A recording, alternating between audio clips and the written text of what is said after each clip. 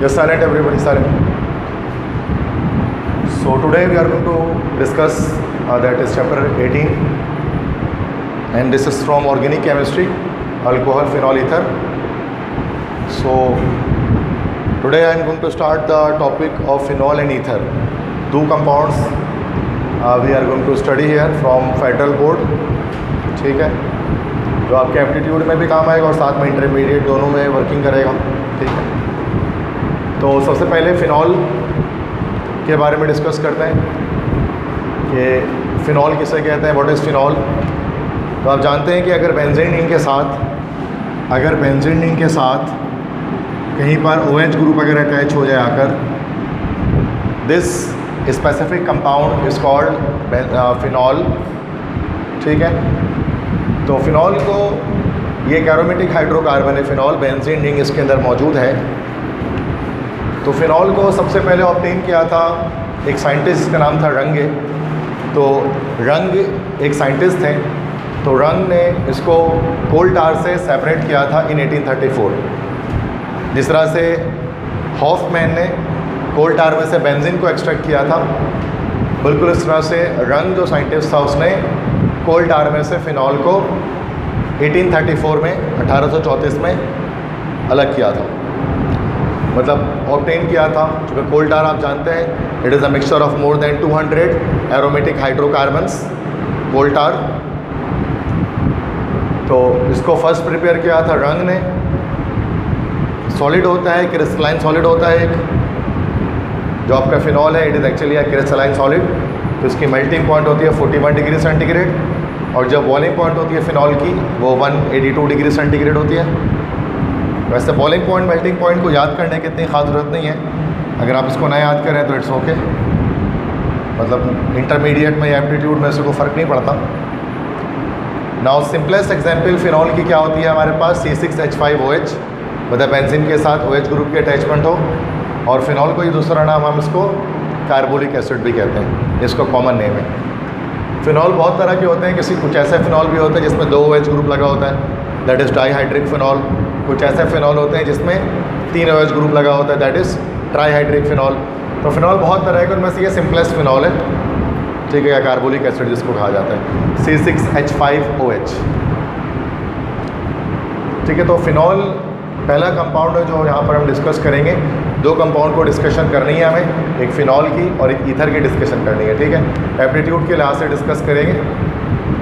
तो again repeat करो, तो फ़िनॉल को कोल टार से रंग ने सबसे पहले ऑब्टेन किया 1834 में, और फ़िनॉल के जो सिंपलेस्ट एग्जांपल है वो दैट इज़ C6H5OH है, जिसको कार्बोलिक एसिड कहा जाता है. सिंध बोर्ड में हम ये सारी चीज़ें पढ़ते हैं, बस ये साइंटिस्ट का नाम नहीं पढ़ते. रंग ये फेडरल बोर्ड में लिखा होता है किस साइंटिस्ट ने इसको और जो है वो आइसोलेट किया, अलग किया कोल टार में से.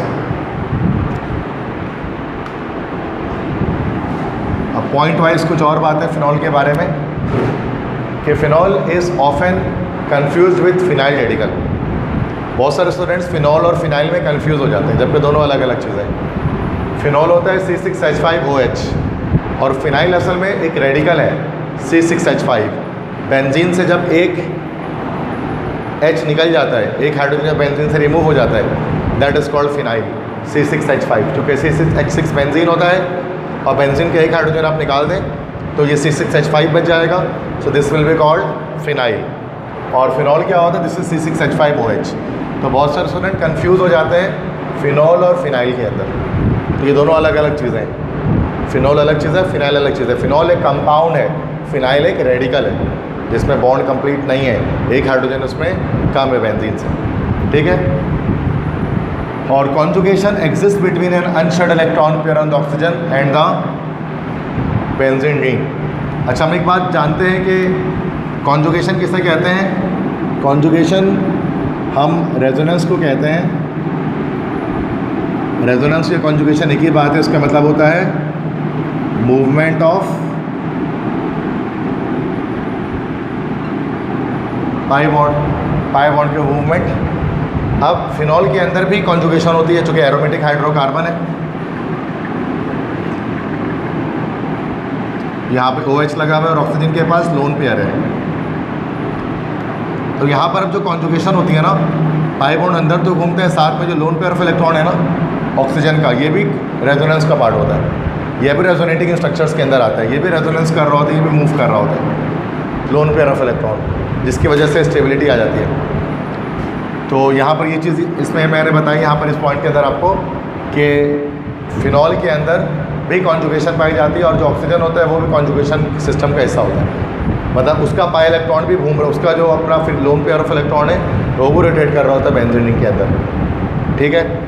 तो ये चीज़ है, तो लोन पेयर ऑफ इलेक्ट्रॉन इसका रोटेट कर रहा होता है इसके अंदर।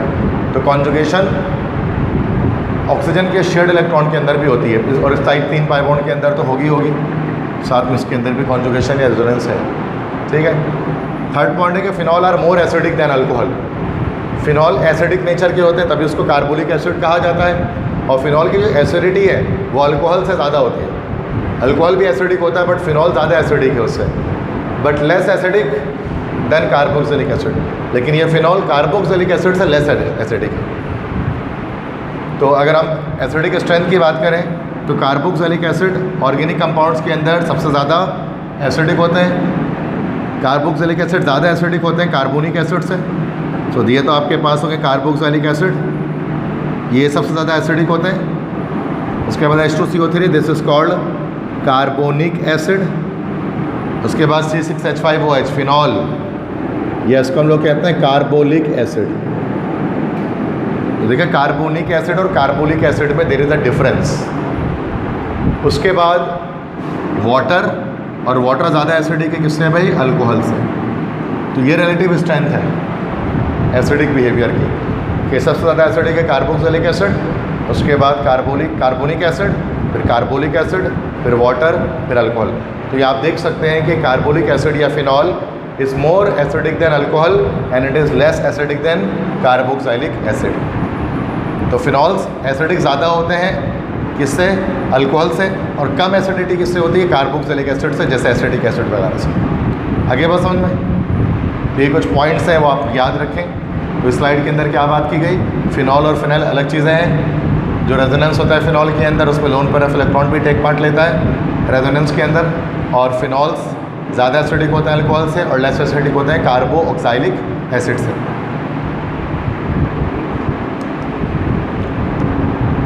क्लियर हो गई बात यहाँ तक, एनी प्रॉब्लम, और आगे बात। तो मैंने कुछ लाइन्स हैं बुक से निकाल के यहाँ पे पेस्ट कर दी हैं, इंपॉर्टेंट लाइन्स जो आपको याद रखनी है। छोटे छोटे पॉइंट्स हैं, मतलब जो MCQs पॉइंट जिसको हम कहते हैं, तो वो MCQs पॉइंट हम यहाँ पर देख रहे हैं। एक तो होता है लॉन्ग क्वेश्चन, शॉर्ट क्वेश्चन, वो एक अलग चीज़ होती है, एप्टीट्यूड में तो नहीं आता वो।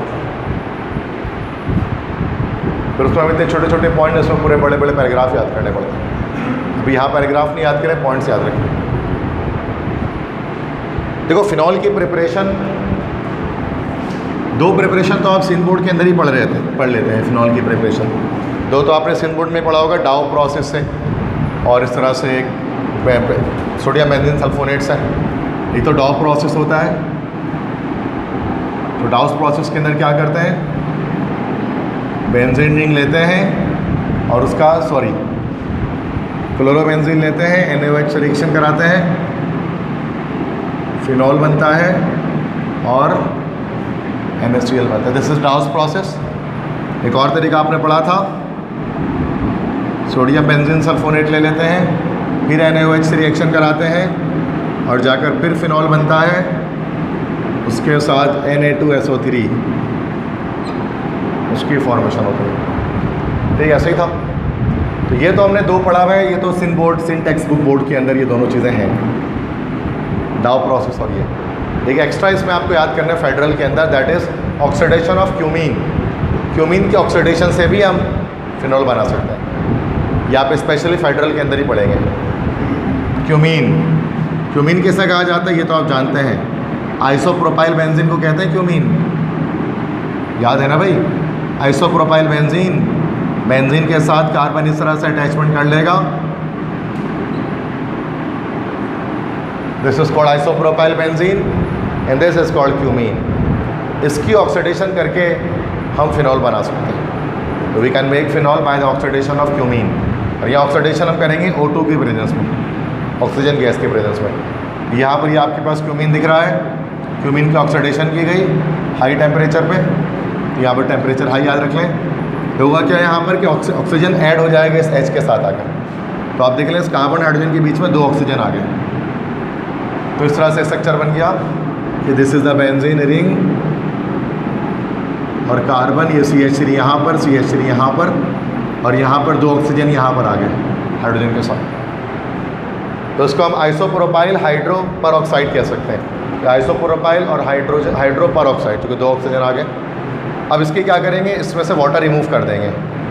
ठीक है, इसमें से वाटर रिमूव करेंगे तो सल्फ्यूरिक एसिड यूज़ कर लेंगे। तो sulphuric acid as an eliminating agent इस्तेमाल होगा। मतलब होगा कि ये वाटर तो नहीं बल्कि ये पूरा मॉलिक्यूल रिमूव हो जाएगा, एसीटोन बनकर ये पूरा मॉलिक्यूल एसीटोन का अलग हो जाएगा, और ये OH जो है ना वो इस कार्बन से अटैच हो जाएगा। अगर आप देखें तो मतलब पहले हमने क्या किया, ऑक्सीजन से रिएक्शन किया, इस कार्बन के साथ 2 ऑक्सीजन ऐड हो गए, मतलब इस तरह का स्ट्रक्चर बन गया, कार्बन के साथ 2 ऑक्सीजन। फिर जब सल्फ्यूरिक एसिड से रिएक्शन करवाया तो क्या हो गया, ये पूरा जो एसीटोन वाला पार्ट है ये बाहर निकल गया और OH इस बेंजीन रिंग के साथ अटैच होकर फिनॉल बन गया। बस ये एक प्रोसेस एक्स्ट्रा याद करना पड़ेगा आपको ऑक्सीडेशन ऑफ क्यूमीन से भी। आप रिएक्शन भले याद ना रखो, बस आप ये MCQ आ सकता है कि bye the oxidation of cumene dash is produce, तो आपको आंसर देना है फिनॉल, ये आ सकता है कि when the oxidation of cumene is done then the final product obtain is called dash. तो उसके आंसर में फिनॉल लगाना है आपको। ठीक है, बस ये सोचना क्लियर है यहाँ तक। बाकी रिएक्शन नहीं कभी आपसे पूछेंगे, वो मैं ऐसे समझा रहा होता हूँ जस्ट नॉलेज के लिए। ठीक है,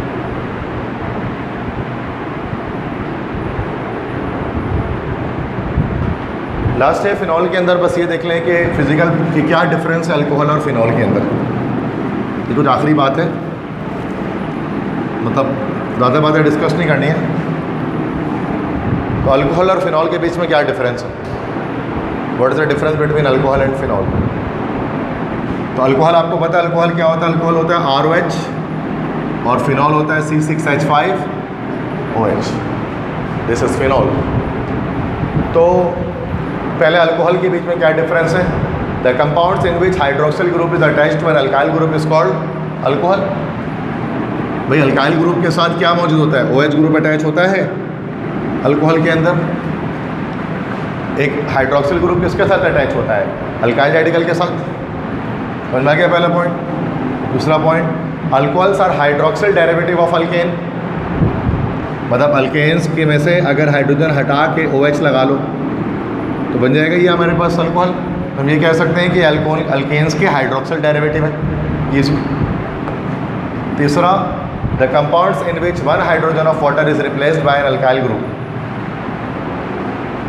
मतलब वाटर के अंदर ये पानी होता है ना, पानी में से एक हाइड्रोजन की जगह पर क्या लगा दो, R लगा दो, ये भी हमारे पास क्या कहलाता है, अल्कोहल कहलाता है। हाँ जी बच्चों, तो नेक्स्ट है the general formula of alcohol is ROH, basic पता ही है। तो अल्कोहल का जनरल फॉर्मूला ROH हो सकता है या CnH2n+1OH, ऐसे भी लिख सकते हैं ना भाई, this is also the same thing. Lower alcohols are generally colourless liquid. Lower alcohol से मुराद CH3OH, C2H5OH, C3H7OH और C4H9OH, मतलब मिथानॉल से लेकर ब्यूटानॉल तक, मिथाइल अल्कोहल से लेकर ब्यूटाइल अल्कोहल तक, ये सारे के सारे कलरलेस लिक्विड होते हैं। लिक्विड्स होते हैं, इनका कोई कलर नहीं होता। ठीक है, उसके बाद जब आगे बढ़ते हैं तो उनमें कोई कलर आना शुरू हो जाता है अल्कोहल्स के अंदर। 1 से 4 तक जो इसके होमोलॉगस सीरीज़ के मेंबर्स हैं उनका कोई कलर नहीं होता। ठीक है, alcohols have a characteristic sweet smell, मीठी खुशबू होती है अल्कोहल की। होम्योपैथिक स्मेल जिसको हम कहते हैं, क्लिनिक के अंदर जो खुशबू आ रही होती है अलग किस्म की, तो एक मीठी सी खुशबू होती है। होम्योपैथिक की अगर क्लिनिक में जाएंगे तो वहाँ पे भी आ रही होती है। होम्योपैथिक दवाई वगैरह खाई है ना कभी, चूटी गंडा जो डला होता है उसके अंदर, लाइक वाइट गोलियाँ नहीं होती उसके अंदर, ऐसे टॉफ़ी की तरह भी बचपन। हाँ, इसमें यस बिल्कुल। तो वो इसमें अल्कोहल्स की एक स्वीट स्मेल होती है, मीठी खुशबू होती है, एंड बर्निंग टेस्ट, और टेस्ट इसका बर्निंग होता है। कभी आप खाओगे ना, अगर आप होम्योपैथिक दवाई खाते हो ना, थोड़ा जलता सा है वो, मीठा तो होता है वो लेकिन थोड़ा जलता भी है वो खाने से, ज़बान में जैसे रखते हैं तो लगता है जल जाए कुछ। अल्कोहल की वजह से उसका बर्निंग टेस्ट होता है। ठीक है, यहाँ बुक में बमिंग लिखा हुआ है, ये बमिंग गलत है, दिस विल बी बर्निंग। मतलब गलती सिर्फ सिंध बोर्ड वाले नहीं करते, फेडरल वाले भी कभी कभी करते हैं। ठीक है, सिर्फ कराची वाले बुरे नहीं, इस्लामाबाद वाले भी थोड़ा मसला करते हैं। सारे बड़े मसले इस्लामाबाद में ही होते हैं, सबसे बड़े मसले। चूँकि मैं पढ़ा था the collection of all is called parliament. ठीक है, in collective noun they are readily soluble in water but solubility decrease in higher alcohol. पानी में हल हो जाते हैं सारे अल्कोहल, लेकिन हायर अल्कोहल में सॉलेबिलिटी डिक्रीज होनी शुरू हो जाती है। मतलब जितने ज़्यादा नीचे जाएंगे टॉप से बॉटम होमोलॉगस सीरीज में सॉलेबिलिटी कम होगी किसके अल्कोहल से। वजह क्या है, चूँकि अगर लॉन्ग कार्बन चेन होगा ना OH के साथ, तो लॉन्ग कार्बन चेन ये वाला जो पार्ट होता है, ये पार्ट हमारे पास कहलाता है हाइड्रोफोबिक पार्ट। ये हाइड्रोफोबिक पार्ट होता है because of its non polar nature, अपनी नॉन पोलर नेचर की वजह से, इसलिए ये पार्ट वाटर सॉल्युबल नहीं होता। इसलिए जितना ज़्यादा ये कार्बन चेन पार्ट बड़ा होता रहेगा उतनी ज़्यादा सॉल्युबिलिटी कम होती रहेगी। दैट्स वाई जितने बड़े लंबे अल्कोहल होते हैं या ज़्यादा मॉलिक्यूलर मास वाले, ज़्यादा कार्बन वाले अल्कोहल, वो पानी में हल नहीं होते, और जो छोटे मिथानॉल इथानॉल वगैरह ये पानी में हल हो जाते हैं। ठीक है, ये पॉइंट हो गया। Alcohol reacts with other reagents in 2 ways, either in which CO bond breaks और which ROH bond breaks. Alcohol 2 तरह से रिएक्शन करते हैं। कुछ रिएक्शंस में ऐसा होता है कि उनका ये H वाला बॉन्ड ब्रेक होता है, H ब्रेक हो जाता है, H+ निकल जाता है, और आपको पता है कुछ रिएक्शन में ऐसा भी होता है ये OH पूरा निकल जाता है। तो अल्कोहल 2 तरह से रिएक्शन कर सकते हैं, OH बॉन्ड की क्लेवेज भी हो सकती है और कार्बन ऑक्सीजन बॉन्ड की क्लेवेज भी हो सकती है। दोनों तरह से रिएक्शन करते हैं। चूँकि ऑक्सीजन नेगेटिव चार्ज है तो इधर पे पॉजिटिव जनरेट कर देता है, इधर पे पॉजिटिव जनरेट कर लेता है इंडक्टिव इफेक्ट की वजह से।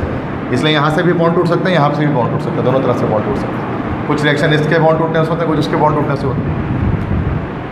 तो ये सारे पॉइंट्स हो गए हमारे पास अल्कोहल के। अब फिनॉल के पॉइंट्स हैं तो उसके डिफरेंशिएट है। फिनॉल क्या है, the compounds in which hydroxyl group is attached to an aryl group. Aryl group किससे कहते हैं, C6H5। ये जो फिनाइल ग्रुप हम कह सकते हैं, अराइल या फिनाइल एक ही बात है। अगर OH ग्रुप फिनाइल के साथ अटैच हो, फिनाइल ग्रुप के साथ, तो उसको तो हम क्या कहेंगे, और फिनॉल कहेंगे। तो phenols are derivatives of benzene. Phenol जो है वो बेंजीन के डेरिवेटिव है, बताया था ना, बेंजीन से बनता है। बेंजीन में OH लगता है तब जाकर फिनॉल बनता है। तो phenol is a derivative of benzene, जबकि alcohols are the derivative of alkane. ये डिफरेंस कॉलम चल रहा है ना, कॉलम वाइज भी बना सकते हैं उसको आप, इसको आप पॉइंट वाइज भी कर सकते हैं। पसंद में आगे। बाकी इसकी स्लाइड्स तो आपको मैं शेयर करते रहता हूँ, देखा जाए, ठीक है ना। तो लाजमी इसके स्लाइड्स लेकर लिख लिया करें आप घर पर उसको। बहुत सारे बच्चे लिखते नहीं, आदत नहीं उनके लिखने की, बट ये जो शिरक करेंगे ना, मतलब इस तरह से, तो फिर मसला आएगा, फिर टेस्ट में भी ख़ास तौर पे एप्टीट्यूड में मसला आएगा। देखो, जो बच्चा खुद मेहनत करता है उसी के टेस्ट क्लियर होते हैं। मतलब मैं जितनी भी केमिस्ट्री अच्छी पढ़ा दूँ या मुझसे भी अच्छी कोई केमिस्ट्री पढ़ा दे, लेकिन आपको टेस्ट में नंबर मैं या कोई भी टीचर नहीं दिलवा सकता। लोग कहते हैं सर नसीम बहुत अच्छा पढ़ाते हैं और ऐसा करते हैं वैसा करते हैं, लेकिन कोई फ़र्क नहीं पड़ता इससे, जब तक आप मेहनत नहीं करोगे घर पर नहीं आएंगे नंबर आपके, आप नहीं करोगे। आप छोड़ दो, मैं पढ़ाऊँगा, चला जाऊँगा पढ़ा कर, आप घर पे नहीं लिखो जाके लेक्चर, कुछ पढ़ो नहीं, कुछ भी नहीं होगा, नंबर नहीं आएंगे, सिंपल सी बात है। मेरे या किसी का पढ़ाने से कुछ नहीं होता। आप किसी भी इदारे में जाकर बैठ जाएंगे, किसी भी बड़े इदारे में, छोटे इदारे में बैठ जाएँ, टीचर से कुछ नहीं होता क्योंकि स्टूडेंट मेहनत ना करें। एक बड़े कोचिंग सेंटर्स के, बहुत बड़े बड़े सेंटर्स के अंदर भी बच्चे फेल होते हैं MD कैट में, और छोटे छोटे सेंटर में भी बच्चे MD कैट पास करके निकलते हैं। तो इससे क्या मतलब होता है, इससे क्या वैलिड प्रूफ होता है कि असल में स्टूडेंट है जिसकी एफर्ट्स मैटर कर रही हैं। टीचर की क्या होती है, टीचर तो आएंगे अपना टाइम पूरा करेंगे, मैं भी खाली देखता रहूँगा, जब टाइम मेरा पूरा होगा 6 बजे का मैं निकल जाऊँगा एग्जैक्टली। अब आपने कितना समझा कितना नहीं समझा, कितना प्रैक्टिस करी, आपका काम है। कोई भी टीचर इतना डिवोटेड आपसे नहीं हो सकता कि वो आपके वजह 24 घंटे लग जाए आपके पीछे, नहीं, कोई भी टीचर नहीं है। वो अपने टाइम ही के लिए आते हैं, अपने टाइम में डिलीवर करके चले जाते हैं। तो आपके लिए ज़रूरी है कि आप इन चीज़ों को समझो, घर जाके भी पढ़ो। कितने स्लाइड भेजे हैं, मैंने आपको 50 से ऊपर स्लाइड भेजे हैं। स्लाइड देखे भी सही, वो सिर्फ थोड़ी ना मोबाइल में कि स्टोरेज कैप्चर करने के लिए रखा है आपने उसको, वो जगह बस बना हुआ है सिर्फ, उसको देखें। और देखने से मुराद मोबाइल में कभी अच्छी पढ़ाई नहीं होती है, कभी भी नहीं होती है। मोबाइल में से कॉपी में लिखने के बाद पढ़ें आप इसको। मोबाइल में तो इसलिए चलो कर रहे हैं कि चलो मतलब ईजिली आपके पास आ जा रहे हैं, ट्रांसफ़र हो जा रहे हैं, कॉपी कराने की परेशानी नहीं हो रही है, लेकिन इसको लिखना ज़रूरी है। क्योंकि सेल फ़ोन को सामने रख के पढ़ाई करना बहुत मुश्किल काम है। तो जब सेल फ़ोन आप सामने रखते हैं और ख़ास तौर पर जब वाईफाई भी उसका ऑन हो या डेटा ऑन हो, तो आप पढ़ रहे होते हैं, ऊपर से नोटिफिकेशन आ जाते हैं, सबसे बुरी चीज़ होती है। आपका फेवरेट ड्रामा है वो आ गया ऊपर से लाइव नाउ, मतलब प्रीमियर हो गया ये हम टीवी पे। अब बोला हटा आप पढ़ाई यार, इसको देख लेते पहले। या अगर पबजी वगैरह खेल रहे, कोई गेम खेल रहे तो ऊपर से आगे फला फ्रेंड चैलेंज किया तो बोला चैलेंज पूरा करते पहले पढ़ाई बाद में करेंगे। या कोई फ्रेंड ने नोटिफिकेशन व्हाट्सएप आ गया किसी फ्रेंड का, ग्रुप पे आ गया, चलो पहले बात कर ले तो उससे बाद में पढ़ेंगे। या फेसबुक पे भी नोटिफिकेशन आ गई, फला ने कमेंट कर दिया आपके पोस्ट पे और पढ़ा करना शुरू कर दिया वहाँ पर उससे जाके कुछ भी ऐसा। या इमरान खान के ख़िलाफ़ कोई पोस्ट लगी, आप शुरू गए वहाँ जाके। मतलब इंसान को डिस्ट्रैक्ट करने की बहुत चीज़ें हैं मोबाइल फ़ोन के अंदर। मतलब मुझ जैसा बंदा भी डिस्ट्रैक्ट हो जाता है। मैं खुद लेक्चर बनाने के लिए कभी बैठता हूँ तो मोबाइल कभी कभी ऑन होता है ना, टैब कभी खुला होता है, फेसबुक के टैब, वो टैब, ये टैब में जाने के बाद आधा घंटा गुजार देता उसमें, मैं भूल जाता है लेक्चर भी बनाना था। तो मैं एज अ टीचर जब मैं ये कर रहा हूँ तो स्टूडेंट कितना करते होंगे, ठीक है, तो पता है इस बारे में। तो ये आपको देखना है इस चीज़ के बारे में, ठीक है। तो कहते देखो फ्यूचर, मुझे अपना फ्यूचर अब बनाना नहीं है, मेरा तो बन चुका जो बनना था, आपको बनाना है, ठीक है, आपको मेहनत करनी है। तो फिनॉल डेरिवेटिव ऑफ बेंजीन होता है। नेक्स्ट ये कि नेक्स्ट पॉइंट क्या है, the compounds in which one hydrogen of water is replaced by an aryl group is called phenol. Simple. तो मतलब HOH होता है ना वाटर, एक हाइड्रोजन की जगह पर क्या करें, अराइल ग्रुप लगा दे। अराइल ग्रुप मतलब C6H5 लगा दे, फिनाइल लगा दे, यही फिनॉल होता है।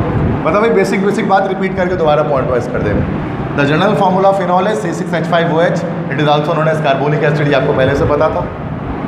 दे are colourless, crystalline, deliquescent solid. Phenol का कलर कोई नहीं होता, क्रिस्टलाइन सॉलिड होता है, क्रिस्टल जैसे होते हैं, कलर कोई नहीं होता इसका। और डेलिक्वेसेंट सॉलिड होता है। डेलिक्वेसेंट किसे कहते हैं, डेलिक्वेसेंट चीज़ें क्या होती हैं बच्चों, जो हाइग्रोस्कोपिक होती हैं, हाइग्रोस्कोपिक। अब हाइग्रोस्कोपिक चीज़ें कौन सी होती हैं नहीं पता, जो कि एब्जॉर्ब करती हैं, क्या भी एब्जॉर्ब मॉइस्चर, जो मॉइस्चर एब्जॉर्ब करती हैं एटमॉस्फेयर से, एटमॉस्फेरिक मॉइस्चर को ऑब्जर्व करने वाली चीज़ें हाइग्रोस्कोपिक होती हैं। जैसे स्पंज हो गया, बहुत सारी चीज़ें हैं, लाइक आपका NaOH है, सोडियम हाइड्रोक्साइड होता है, आप उसको रखे वो गीला होना शुरू हो जाता है, लिक्विफाई होना शुरू हो जाता है। NaOH सॉलिड स्टेट में अगर हो तो। सल्फ्यूरिक एसिड है, हाइग्रोस्कोपिक होता है, डेलिक्वेसेंट होता है, मॉइस्चर एब्जॉर्ब कर लेता है। तो बहुत सारी चीज़ें ना रखे ना गीली सी होनी शुरू हो जाती हैं, मतलब मॉइस्चर एब्जॉर्ब करना शुरू कर देती हैं, तो दैट इज़ कॉल्ड कि वो डेलिक्वेसेंट है। तो फिनॉल एक डेलिक्वेसेंट सॉलिड होता है, मतलब रखे ना पिघलना शुरू हो जाएगा, गीला होना शुरू हो जाएगा मॉइस्चर एब्जॉर्ब करके। They have characteristic phenolic order, इसका एक बड़ा अलग सा एक ऑर्डर होता है फिनॉलिक ऑर्डर। वो मैंने आपको बताया था सिन बोर्ड के अंदर कि जो पोछा लगाते हैं ना जिससे, या डिटॉल आप कह लो यार, डिटॉल की स्मेल कभी सुनिए, डिटॉल अलग से स्मेल होती है, डिटॉल के अलावा किसी चीज़ की वैसे स्मेल नहीं होती है। अगर आपको आँख बंद करके भी आपको सुंघा दूँ ना कि भाई बताए किस चीज़ की स्मेल है, जैसे यूट्यूब पे चैलेंज आता है ना, भाई इसको स्मेल करके बताओ क्या चीज़ है, तो वो आप फ़ौरन से बोलोगे डिटॉल है, मतलब उसकी तरह और कोई स्मेल आपको मिलेगी ही नहीं। तो डिटॉल के अंदर फिनॉल होता है असल में। तो फिनॉल की एक कैरेक्टरिस्टिक ऑर्डर होती है, अलग सी स्मेल होती है, जिसको आप एक्सप्लेन नहीं कर पाएंगे वो कैसी है, अलग है, उसके अलावा और किसी और की होती भी नहीं है वो उसमें, ठीक है। मेल्टिंग पॉइंट बता दिया 41 डिग्री है। फिनॉल ज़्यादा एसिडिक होता है अल्कोहल से, ये भी डिटेल बता दिया। It is sparingly soluble in water, water में लेस सॉल्युबल होते हैं ये। और फिनॉल आइंस के अंदर रेजोनेंस स्ट्रक्चर होता है, मतलब फिनॉल के अंदर भी रेजोनेंस पाया जाता है, उसका जो लोन पेयर ऑफ इलेक्ट्रॉन है वो भी रोटेट करता है बेंजीन रिंग के अंदर। ये सारी चीज़ें समझ में आ गई होंगी, ये सब चीज़ें बता दी हूँ पहले मैंने, अभी क्लियर है सारे पॉइंट्स। तो ये कुछ मेन पॉइंट्स हैं MCQs के लिहाज से फिनॉल के, जो आपको याद रखना है। अलग अलग एक पॉइंट है, हर पॉइंट पे एक MCQs बन सकता है देखा जाए तो, ठीक। जिस तरह से आप ईथर पे बात करते हैं, नेक्स्ट कंपाउंड ईथर। ईथर के बारे में आप जानते हैं, ईथर किसे कहते हैं भाई, ROR है ना भाई। तो R के साथ OR जुड़ जाता है, दिस इज कॉल्ड ईथर। जैसे CH3O CH3, dimethyl ether, diethyl ether, ये कंपाउंड ईथर कहलाता है हमारे पास, ठीक है। एक वो हाईली वोलेटाइल लिक्विड होता है ये हमारे पास। ईथर्स स्ट्रेट चेन वाले भी हो सकते हैं, साइक्लिक भी हो सकते हैं। साइक्लिक ईथर्स को क्या कहा जाता है, इपॉक्साइड कहा जाता है। साइक्लिक ईथर को इपॉक्साइड कहा जाता है। साइक्लिक ईथर कैसे, जैसे ये देखो, ऑक्सीजन, कार्बन, कार्बन, ठीक है, उसके बाद हाइड्रोजन लगा दिया यहाँ पर हाइड्रोजन लगा दिया, ये साइक्लिक ईथर हो गया।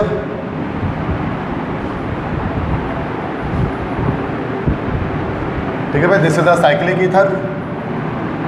एक कार्बन से 2 बॉन्ड, ये CH2 हो गया। साइक्लिक है ना भाई, साइकिल के अंदर ये बना हुआ है, ऑक्सीजन के दोनों तरफ रेडिकल्स अटैच्ड हैं, ये वाला ईथर हमारे पास कहलाता है, दिस इज इथाइलिन इपॉक्साइड। ठीक है, तो ईथर साइक्लिक भी हो सकते हैं, ये साइक्लिक भी हो सकते हैं। साइक्लिक ईथर्स को इपॉक्साइड्स कहा जाता है, जैसे ये एक बड़ा मशहूर है इथाइलिन इपॉक्साइड। वरना यहाँ पे डाईमिथाइल ईथर वगैरह तो पता ही है आपको, ये चलते हैं। फिजिकल प्रॉपर्टीज़ क्या है भाई ईथर की? ईथर हमारे पास colourless, low boiling, highly inflammable compounds होते हैं। मतलब कलरलेस होते हैं, कोई कलर नहीं होता है इनका, बॉइलिंग पॉइंट लो होती है, और हाईली इनफ्लेमेबल। इनफ्लेमेबल मतलब जलने के काबिल, जो बहुत हाईली इनफ्लेमेबल, बहुत ज़्यादा तेज़ी के साथ जलते हैं, ये ऐसे ये कंपाउंड्स होते हैं हमारे पास। लिक्विड होता है हाईली इनफ्लेमेबल, इनफ्लेमेबल मतलब फ्लेमेबल, इनफ्लेमेबल के मतलब नॉन फ्लेमेबल नहीं होता। Next, they are chemical inactivity and their ability to dissolve fats, oil, gums and many other organic compound make them very good solvent.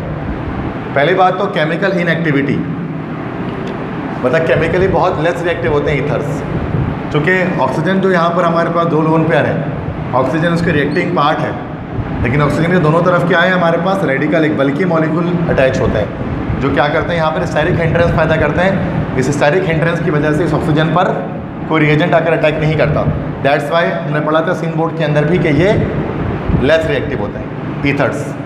ठीक है, बहुत रिएक्शन ही एक ही reaction सिर्फ ये करते हैं। तो इसकी केमिकल इनएक्टिविटी और इनकी एबिलिटी टू डिजॉल्व, और ये डिजॉल्व कर सकते हैं फैट, ऑयल, गम, ये सारी चीज़ों को। फैट और ऑयल को मिलाकर हम लोग क्या कहते हैं? लिपिड्स कहते हैं बायोलॉजी के अंदर। तो ये लिपिड्स को डिजॉल्व कर सकते हैं ये, और इसके अलावा बाकी और बहुत सारे रिएजेंट को डिजॉल्व कर सकते हैं। इस वजह से ये बहुत अच्छे सॉल्वेंट होते हैं, एज अ सॉल्वेंट इसको इस्तेमाल किया जाता है। और सॉल्वेंट किस तरह से होता है हमारे पास कि डाईइथाइल ईथर होता है उसके अंदर, और डाईइथाइल ईथर के साथ हम मिला लेते हैं इथाइल अल्कोहल।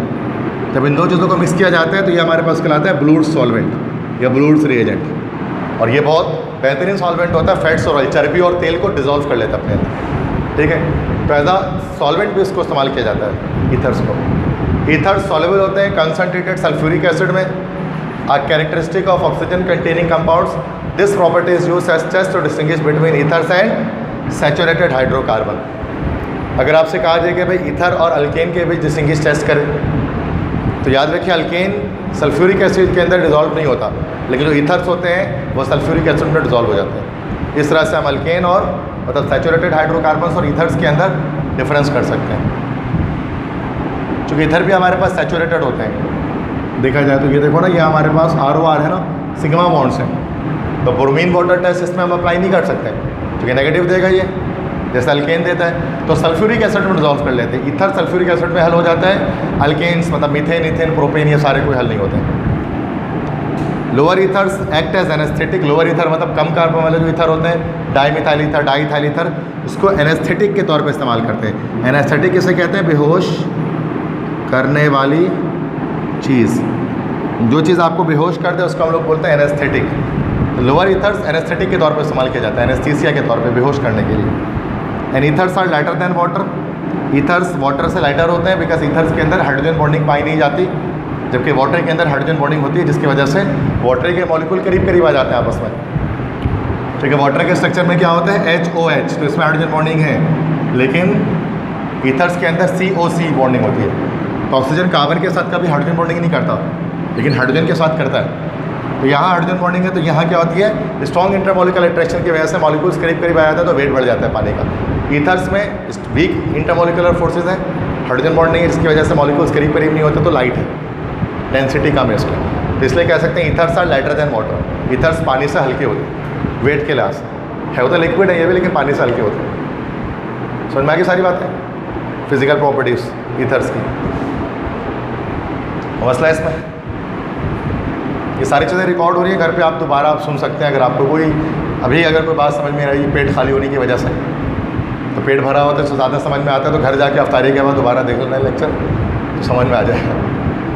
होता है कभी कभार के नहीं समझ में आ रहा था दिन के वक्त, इसलिए मैं रिकॉर्ड कर लेता हूँ कि रात में समझ लो, जब सही सुकून हो, मतलब बॉडी में एनर्जी हो, स्टेमिना हो। अच्छा, रिएक्शंस जो है एक ही रिएक्शन करता है या दो रिएक्शन करता है ईथर, एक HBr के साथ करेगा और HI के साथ करेगा। ईथर्स HBr के साथ रिएक्शन कर सकते हैं, ये ईथर है ROR, HBr में रिएक्शन हुआ प्लस माइनस, ऑक्सीजन क्या करेगा अपने एक लोन पर इलेक्ट्रॉन इस H+ को दे देगा, तो इस पर पूरा पॉजिटिव चार्ज आ जाएगा ओवरऑल और Br- अलग हो जाएगा।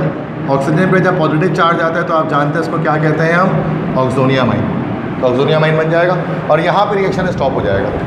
लेकिन यही अगर आप HI के साथ रिएक्शन कराते हैं इसका, हाइड्रोजन आयोडाइड के साथ, तो HI के साथ क्या होगा कि सेम पहले यही होगा, लोन पेयर देगा इसको, ऑक्सोनियामाइन बनेगा, I- अलग हो जाएगा, फिर ये R और I जुड़ के अलग हो जाएंगे तो RI अलग हो जाएगा, ठीक है, और अल्कोहल ROH अलग हो जाएगा। तो इसमें डबल स्टेप में हो सकता है। यहाँ पर ऑक्सोनियामाइन बनने के बाद HBr से रिएक्शन कराएंगे तो ऑक्सोनियामाइन से आगे रिएक्शन नहीं जाएगा, लेकिन HI से रिएक्शन कराते हैं तो पहले ऑक्सोनियामाइन बनेगा, फिर ये R और I मिलकर अल्काइल आयोडाइड अलग हो जाएंगे और अल्कोहल अलग हो जाएगा, ठीक है।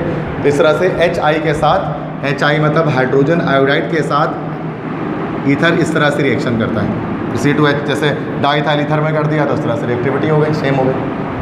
और बाकी बात तो एक ही रिएक्शन है जो करता है, चूँकि रिएक्टिव तो है नहीं ज़्यादा, बस HI HBr से रिएक्शन करेगा, जिसमें HI से कंप्लीट रिएक्शन करेगा, HBr में तो बीच में इंटरमीडिएट बन के रुक जाएगा ऑक्सोनियामाइन। क्लियर है? आखिरी एक बात है वो देख लें कि ethers and effective anaesthetic. Ether एक बहुत मौसर एनेस्थेटिक है, बेहोश करने वाली चीज़ है। पुराने ज़माने में क्या होता था कि सर्जरी जो की जाती थी ना, तो वो जागती आंखों के साथ कर दी जाती थी, मतलब इंसान को बेहोश किए बिना उस सर्जरी कर दी जाती थी। जैसे हाथ काटना है, पाँव काटना है, बाईपास सर्जरी करनी है, पेट काटना है, वो सब ऐसे ही कर दिया करते थे जागती आंखों के साथ। बेहोश करने की कोई चीज़ थी नहीं उस वक्त इंसान के पास। दो बंदा हाथ पकड़ता था, दो बंदा पाँव पकड़ता था, और डॉक्टर साहब, सर्जन साहब चीर फाड़ कर दे देते थे। अब वो बंदा चिल्लाते रहता था, चीखता रहता था, लेकिन उनको सर्जरी तो करनी है, दर्द ही होगा, जाहिर सी बात है। तो ये एक बहुत पेनफुल प्रोसीजर था पहले सर्जरी करने का, बहुत पेनफुल प्रोसीजर था कि मतलब, तो उस वक्त इसलिए उस वक्त सर्जरी बहुत कम, शादो नादिर की जाती थी। इससे पहले डेथ रेशो पे बहुत लोग जल्दी मर जाया करते थे। तो वैसे इस्लामिक पॉइंट ऑफ व्यू से डिफरेंट है। इस्लामिक पॉइंट ऑफ व्यू में ये है कि पहले लोग ज़्यादा उम्र के होते थे, फिर आहिस्ता उम्र कम होने शुरू हो गई। लेकिन साइंटिफिक पॉइंट ऑफ व्यू ये है कि उम्र ऐसे ऐसा लोगों की बढ़नी शुरू हो गई बिकॉज ऑफ जो साइंटिफिक टेक्निक्स आई, मतलब मेडिकल सर्जरी के अंदर, तो लोगों को जान बचाना ज़्यादा आसान हो गया। जैसे जॉन कीट्स थे, इंग्लिश के पोइट थे, तो 24 साल की उम्र में मर गए टाइफाइड की वजह से, टीबी की वजह से। जबकि अब तो टीबी बीमारी का इलाज आराम से हो जाता है, लेकिन जॉन कीट्स का नहीं हो सका था, बेचारे मर गए। तो इस तरह बहुत सारे लोग बिना इलाज के मर जाया करते थे। तो सर्जरी पहले लोग करवाते ही नहीं थे, तो पहले बॉडी के अंदर के तो हालात भी नहीं पता थे इंसान को। ग्रीक्स ये कहा करते थे कि इंसान, मतलब ग्रीक्स को ये लगता था कि इंसान के सीने में जो दिल है उससे सोचता है इंसान दिल से सोचता है, मतलब उनको बॉडी पार्ट का पता ही नहीं था। तो इस तरह से ग्रीक्स के अंदर से कॉन्सेप्ट आया कि इंसान कह रहा दिल नहीं कर रहा मेरा, ये दिल नहीं है मेरा, ये दिल नहीं चाहता है, ये तो मेरा दिल ये कह रहा है। जबकि दिल का काम तो सोचने का है ही नहीं, दिल का काम तो ब्लड पंप करने का, दिमाग का काम है ना सोचने का। लेकिन वो ग्रीक का जो कॉन्सेप्ट था ना, जो गलत कॉन्सेप्ट था, वो अब बाद में किताबों के अंदर आया। आज भी हम लोग डेली लाइफ में बोल रहे होते हैं ना, दिल नहीं चाह रहा है, दिल नहीं कर रहा, लेकिन दिमाग नहीं चाहता, दिमाग नहीं करता। दिल का काम तो खून पंप करना है ना, इसके अलावा तो कुछ नहीं है। तो मतलब पहले इतनी ज़्यादा गैर वाकिफ़ियत थी इंसान की बॉडी से, पता ही नहीं था। आज तो एनाटॉमी और वगैरह बहुत आगे जा चुकी है दुनिया में, MBBS और पता नहीं क्या कुछ चीज़ें आ चुकी हैं। तो बेहोश करने के लिए भी चीज़ें आई ना, अलग अलग किस्म के।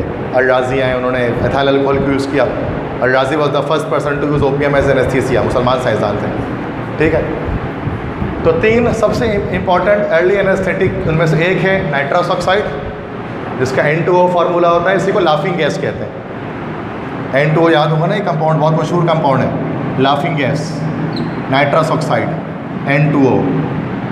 या बेहोश, इसको वैसे थोड़ा सा सूंघोगे तो हंसी आएगी, और बहुत ज़्यादा सूंघ लोगे तो बेहोश हो जाओगे हंस हंस के, दैट इज़ नाइट्रस ऑक्साइड। एक ये एनेस्थेटिक है। ईथर मतलब डाइथाइल ईथर, इसको इस्तेमाल किया जाता है एनेस्थेटिक के तौर पे। एंड क्लोरोफॉर्म, क्लोरोफॉर्म तो पता ही है एनेस्थीसिया होता है। आजकल मेंढक वगैरह के बेहोश करने के लिए इस्तेमाल करते हैं, जो फ्रॉक्स होते हैं ना उसके डायसेक्शन में उनको बेहोश करने के लिए क्लोरोफॉर्म डालते हैं। तो ये 3 चीज़ें हैं जिसको इस्तेमाल करते हैं। चाहे डाइट, ये तीनों जनरल एनेस्थेटिक है, लोकल एनेस्थेटिक नहीं है। बताया था ना जनरल और लोकल एनेस्थेटिक में फ़र्क। लोकल एनेस्थीसिया क्या करता है, बॉडी के किसी एक पार्ट को पैरालाइज करता है, जबकि जो जनरल एनेस्थीसिया होता है वो पूरी बॉडी को पैरालाइज करता है। तो ये तीनों जनरल एनेस्थीसिया हैं, पूरी बॉडी को पैरालाइज करते हैं। तो nitrous oxide is not toxic and non flammable, ना जहरीला होता है ना फ्लेमेबल होता है, but it only produces light anaesthesia. लेकिन वह बहुत हल्की सी बेहोशी तारी करता है, गुनूदगी से तारी करता है, फुल बेहोश नहीं करता इंसान को, फिर भी कुछ ना कुछ पेन महसूस होगा नाइट्रस ऑक्साइड की वजह से। तो ये नॉर्मली डेंटिस्ट वगैरह ज़्यादा इस्तेमाल करते हैं नाइट्रस ऑक्साइड को। तो ये इतना अच्छा नहीं है नाइट्रस ऑक्साइड, मतलब पार्शियल एनेस्थीसिया प्रोड्यूस करता है। क्लोरोफॉर्म डीप एनेस्थीसिया प्रोड्यूस तो करता है, नॉन फ्लेमेबल भी है, लेकिन ये टॉक्सिक होता है, जहरीला होता है। तो इंसान के ये मुश्किल होता है, क्या पता है इंसान को बेहोश किया तो मरी जाए, जिंदा ही ना, दोबारा होश में ना आए क्लोरोफॉर्म की वजह से। तो इन सब के बरक्स जो है ना, जो और इसके अलावा जो हमारा क्लोरोफॉर्म होता है टॉक्सिक होता है और लीवर डैमेज करता है, मतलब लीवर जो है ना उसको ख़राब करता है, ये लीवर डैमेज करता है ये क्लोरोफॉर्म। तो सबसे बेहतर डाईइथाइल ईथर है जिसमें ये सारी खराबियाँ नहीं है, तो वो बहुत ज़्यादा डाईइथाइल ईथर को इस्तेमाल किया जाता है। किसके लिए भाई?